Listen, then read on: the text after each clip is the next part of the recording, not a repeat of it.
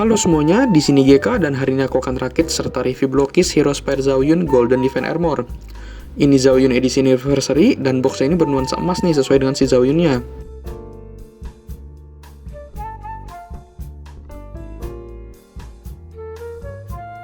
Total runner di sini ada 6 dengan beberapa parts lainnya yang nggak pakai runner. Yuk kita rakit.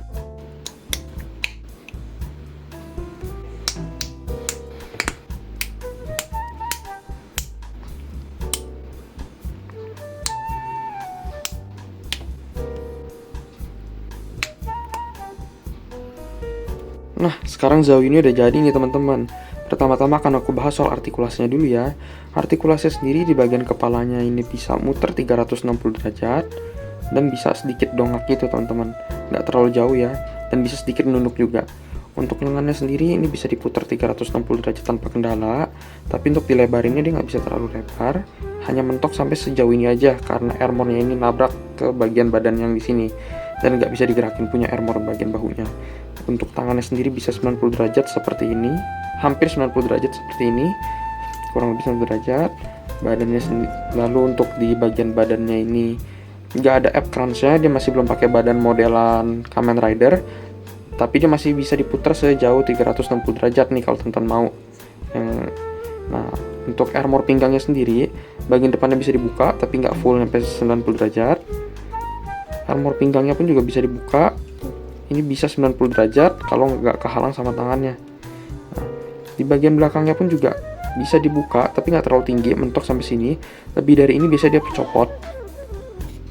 Sedangkan untuk kakinya sendiri, untuk maju dia bisa sampai sejauh ini,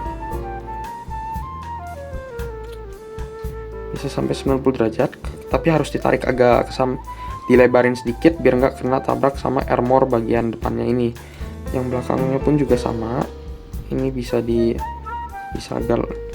sampai sejauh ini juga, bisa gerak 90 derajat juga, tapi lagi-lagi sama, harus agak dilebarkan dulu ke samping biar nggak nabrak armor bagian belakangnya ini.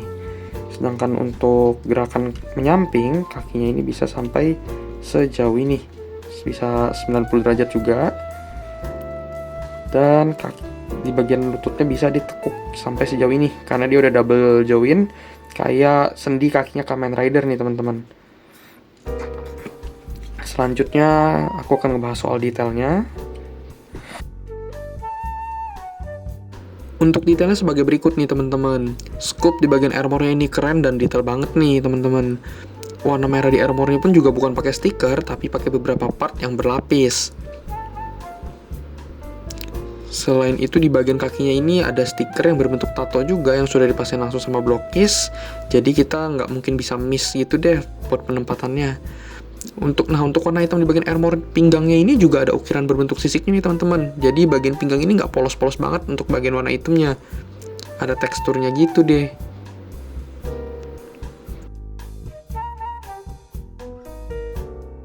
Oke, tadi kita udah bahas sisi positifnya si Zaoyun dan kita juga kasih pose-pose yang keren ke si Zaoyun. Sekarang kita akan bahas sisi negatif si Zaoyun. Dimulai dari bagian-bagian armornya yang agak menghalangi artikulasi dia. Contohnya kayak armor bahu ini nih. Jadi armor bahu ini sendinya mati dan ini cukup menghalangi pergerakan di bagian bahunya, terutama untuk pose merentangkan tangannya yang nggak bisa terlalu lebar.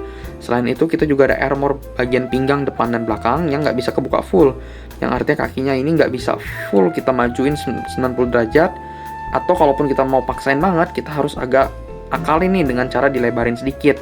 Tapi kalau kita lebarin artinya kakinya si Zaoyun ini akan berhadapan dengan dua armor sekaligus, yaitu bagian depan atau belakang dan juga bagian sampingnya, samping kiri ataupun samping kanan.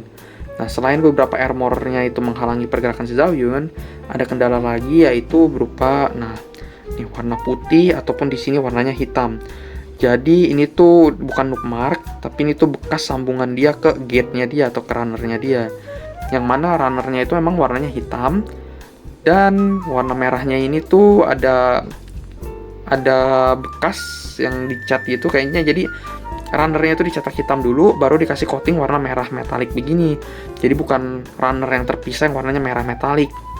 Sehingga ketika dipotong, sisa potongannya itu akan ada bekas warna hitam, bukan warna merah metalik. Karena warna runner aslinya kan warna hitam dan hanya di permukaannya aja nih yang merah metalik. Sedangkan dalamnya masih warna hitam. Ini kendala ini bisa diakalin dengan pakai marker. Tapi untuk teman-teman yang hobinya strike build mungkin ya akan jadi kerjaan ekstra ya, atau bakal nyebelin banget nih karena warnanya nggak selaras jadinya kan. Selanjutnya ada di permasalahan berikutnya itu ada di gimmick lepas bongkar pasang armornya. Jadi armornya ini emang dipasangnya gampang, tapi kebanyakan armornya ini dicopotinnya itu agak susah. Terutama armor di bagian bahu sini sama armor sambungan di sini nih, bagian bahu, yang menghalangi proses pencabutan armor di dadanya dia.